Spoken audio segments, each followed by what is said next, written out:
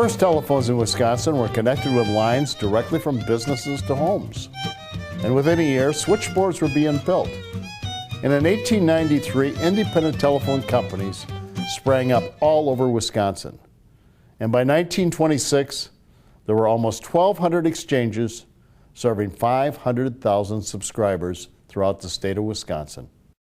The late 1800s and then the early 1900s were the formative years for many independent telephone companies, and it led to the formation of the Wisconsin State Telephone Association.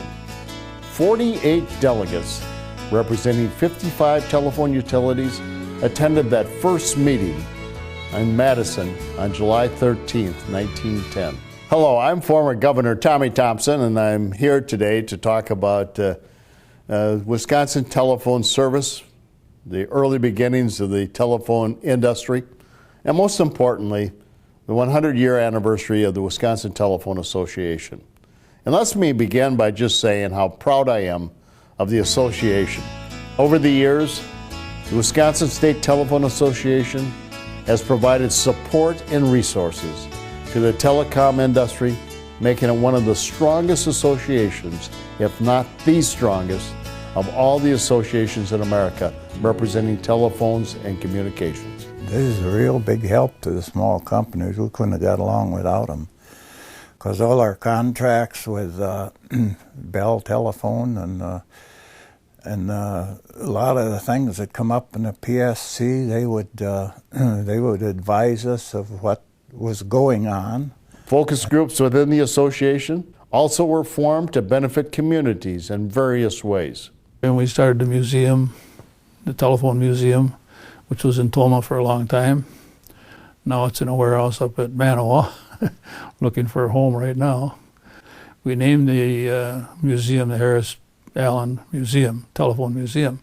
And Marion Allen supported it up till she died, which was maybe 2 years ago. She was one of the supporters of it. 100 years ago, the telephone was new. It was high-tech. It was mysterious. And although simple by today's standards, it was the beginning of technology and the enabled social networks throughout the country. Party lines, rubbernecking, the precursors to Facebook and Twitter.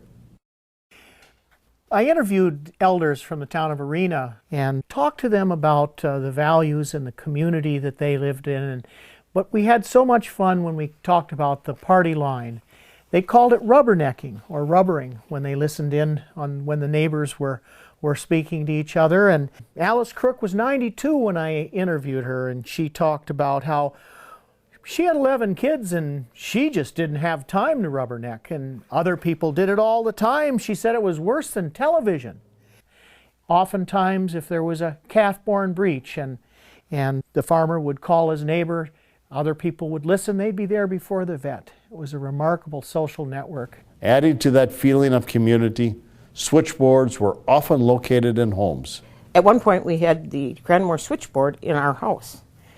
Clarence Favel set up this Cranberry Telephone Company for the benefit of the cranberry growers, because at that time they were all party lines, and there were a lot of people on these party lines.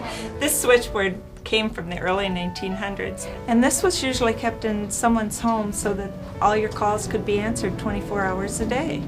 In our company, we had a one-position switchboard that was located upstairs over a hardware store. The operator would spend probably 24 hours a day there. If she wanted to go to the store, she'd put a sign in the window that she was across the street to the grocery store, or people just waited until she got back. They offered advanced services similar to now. The primary difference, services were more personal. She'd call up the operator and say, well, I'm going over to so-and-so's this afternoon. So if anybody calls for me, I'll be over there, and you just put the call over there. So that was the first case of call forwarding, I guess. Coon Valley, Chaseburg, and Stoddard, they had two long-distance lines between them. So if somebody made a long-distance call, there's a good chance that all them lines would be busy. And the operator would say, well, as soon as a line becomes vacant, I'll give you a call and put your call through. Weather has always been a challenge for telephone companies. In earlier times, the lines were much more exposed. Back then, the wires were open wires. Some of them were iron wires, some were copper wires. When there was a little windstorm, if they ran near trees, branches would break off, drop on the wires, tangle up the wires, and cause all kinds of problems. One thing that out in the country there, where a tree would go over the line, probably bust the cross arm. Maybe there was 2 or 3 cross arms on there. So if you fixed that one trouble, you'd probably clear 30, 40 customers, would get them back into service. Ironically, weather presented new challenges or concerns as phone companies evolved. When the lightning and dark clouds come over, we shudder once in a while. It was the summer of 2000. A storm came through and we had straight line winds in excess of 80 to 90 miles an hour. So lots of trees down, cables down, and service outages all over. But my first concern, or immediate concern, we had just put the fall before had put a 27-foot satellite dish for the video product on the roof of our building. And my first call was to call and make sure that that satellite dish was still on the roof of our building and not laying somewhere in a road somewhere in town. And the industry, as with life, had some interesting twists and tales of trouble. In the halls of our headquarters in Toma was a sign, and on it was a story about a woman who had called into Harris Allen.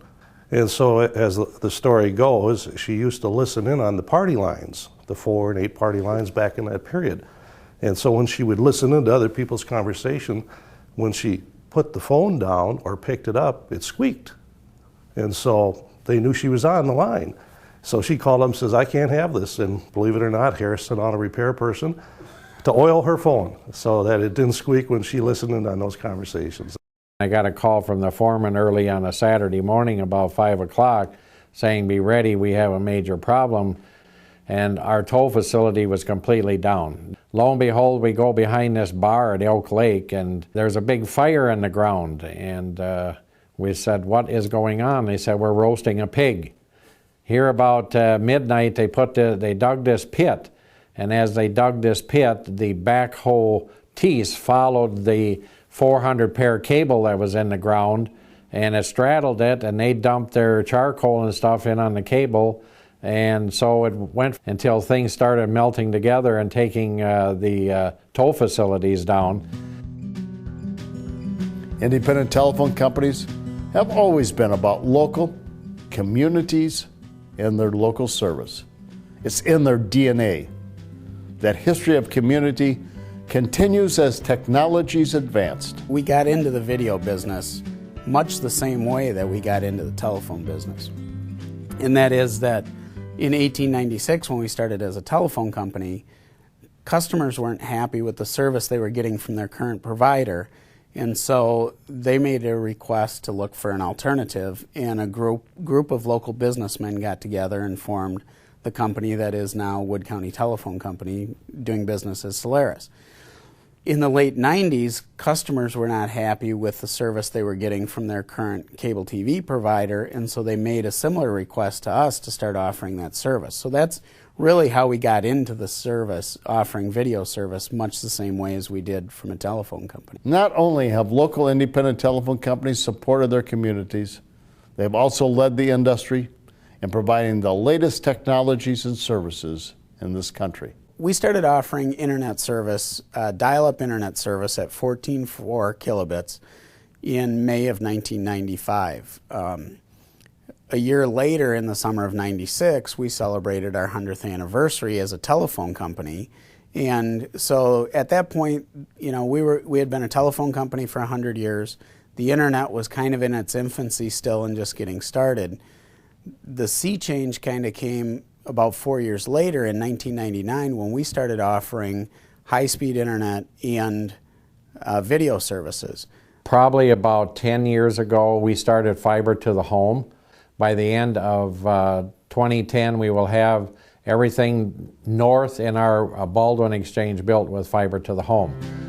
Looking back, the social networks of 100 years back were telephones, batteries, switchboards in homes, and large wires. The social networks of today are digits, virtual wireless, and visual.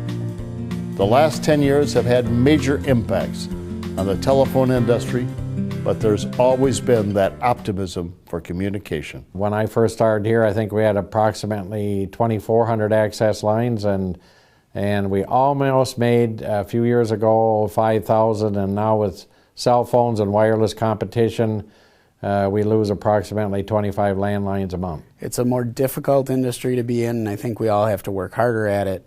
But it's certainly exciting and interesting, and I think a great industry to be involved in. As the Chinese proverb, you live in interesting times. It has certainly been interesting.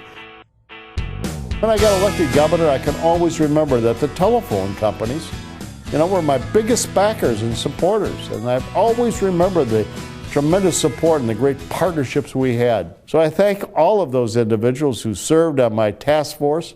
Larry Knigdorf, who was then a powerhouse in the telephone industry, and Mr. Weir was also a member of that a great task force.